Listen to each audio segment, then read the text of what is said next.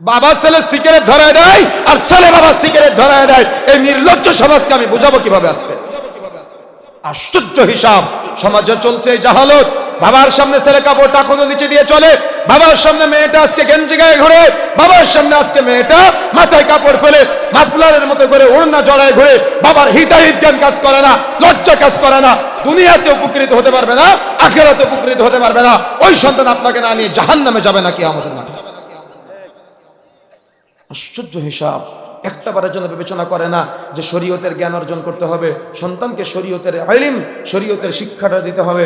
এ ব্যাপারে কোনো জ্ঞান আমি আপনার মাঝে দেখি না। আপনার সন্তানকে দেওয়ার প্রচেষ্টা চালায় না।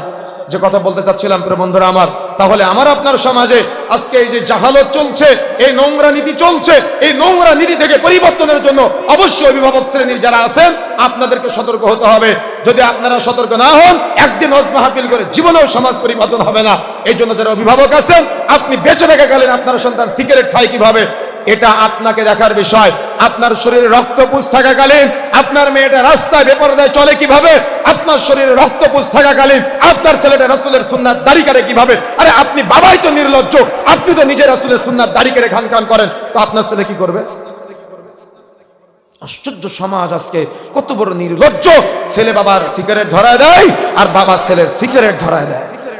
কি মিল মহাব্বত, তাই না?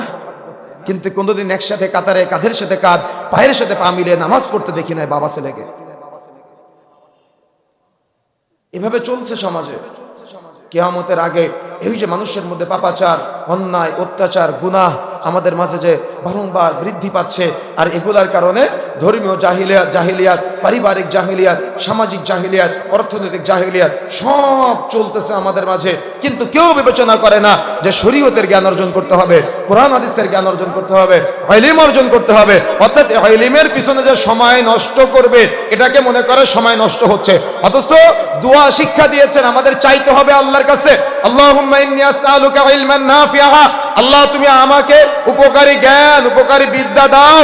আল্লাহ আমি তোমার কাছে উপকারী জ্ঞান, উপকারী ইলম চাচ্ছি, যে ইলম বা যে জ্ঞানটা উপকারী, যেটা কোনো বৃথা যেন না যায়। ওয়া আমালান মুতাকাব্বালা, ওই উপকারী জ্ঞানের মাধ্যমে এমন আমল করার তৌফিক চাচ্ছি, কামনা চাচ্ছি যে আমলটা কবুলযোগ্য, যে আমলটা বাতিল হবে না। তার মানে আমল করলেও আমলটা বাতিল হয়ে যেতে পারে। আল্লাহ আমি তোমার কাছে এমন আমল করা তৌফিক চাচ্ছি যে আমলটা কবুলযোগ্য, যে আমলটা যাতে করে বাতিল হয়ে না যায়। ওয়ারিজকান তাইয়্যিবা, এমন রিজিক চাচ্ছি আল্লাহ তুমি আমাকে হালাল তাইয়্যিবা অর্থাৎ পবিত্র রিজিক দান করো। সুবহানাল্লাহ।